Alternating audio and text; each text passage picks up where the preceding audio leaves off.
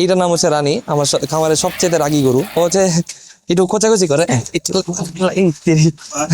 মানে গরু পালতে হইলে আপনার একটু গরুর সাথে মিশতে হবে, হ্যাঁ, গুতাগাতি খাইতে হবে।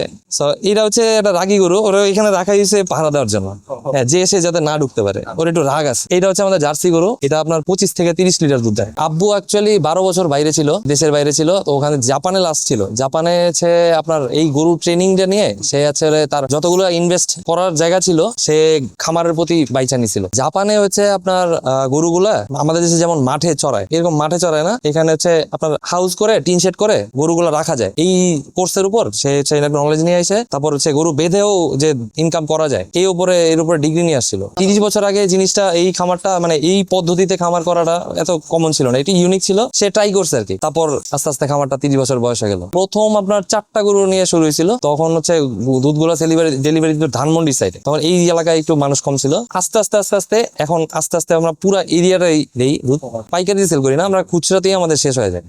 আমার বাবা মারা যাওয়ার পর প্রথম দিকে আমি একটু হোঁচট খাইছিলাম, গরুগুলো অসুস্থ হয়ে গেছিল, পুরাপুরি তো আর জানতাম না, জাস্ট সেলসে বসতাম, টুকটাক জানতাম।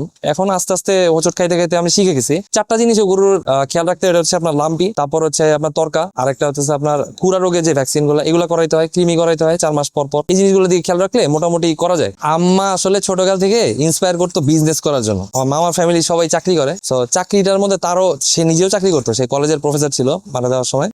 সে আমার ইন্সপায়ার করতো বিজনেসের প্রতি। তো আমি এখান থেকে এগুলা, আমার পশু পাখি ছোটকাল থেকে ভালো লাগতো, সো ওইখান থেকে কিভাবে বিজনেস করা যায় ওই চিন্তা ভাবনা করে আমি আসলে খামারের দায়িত্বটা নেই। আমাদের এখন আছে 8টা গরু, আমাদের ছিল 6 মাস আগেও আপনার 18টার মতো গরু ছিল। আমি আসলে গরু কমায় হচ্ছে আপনার দুধের প্রোডাকশনটা বাড়াইছি। এইখানে আমার এই শেডে আছে 3টা গরু। এইটা হচ্ছে সবচেয়ে পুরানো গরু, এটা হচ্ছে 35 থেকে 38 লিটার দুধ দেয়। এটা আমাদের সবচেয়ে উঁচা গরু, এটা আমার সবচেয়ে পুরানো গরু, এটা আমার 35 থেকে 40 লিটার দুধ দেয়। এটা আমরা ফরেনের ডাকি, এটা পুরো হোয়াইট কালার, তো ওর চোখের পাপড়ি গুলো হোয়াইট, এই কারণে আমরা ফরেনের ডাকি। ও আপনার 35 থেকে 37 লিটার দুধ দেয়। এইটা হচ্ছে অ্যারোয়ানা ওর নাম, ও হচ্ছে অ্যামাজনের একটা মাছ না, এইটা হচ্ছে একটু ইউনিক।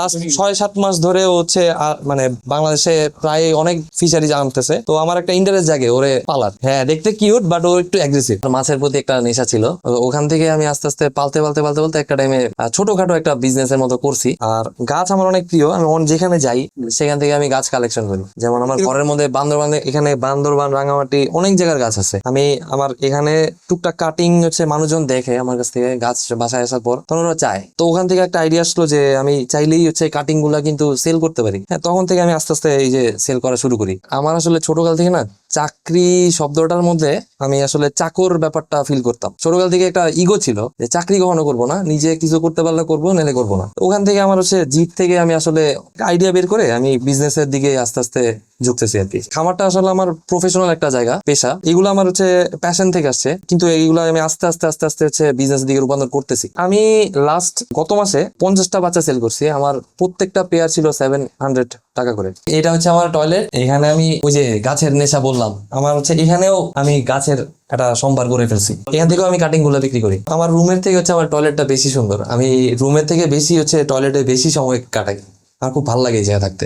এইখানে এই রুমের মধ্যে সবচাইতে হচ্ছে ইউনিক জিনিস হচ্ছে এই ড্রাগনটা। এই ড্রাগনটা হচ্ছে একটা নারিকেল গাছ, এটা আমি উল্টা করে দিই তাহলে বুঝতে পারবেন।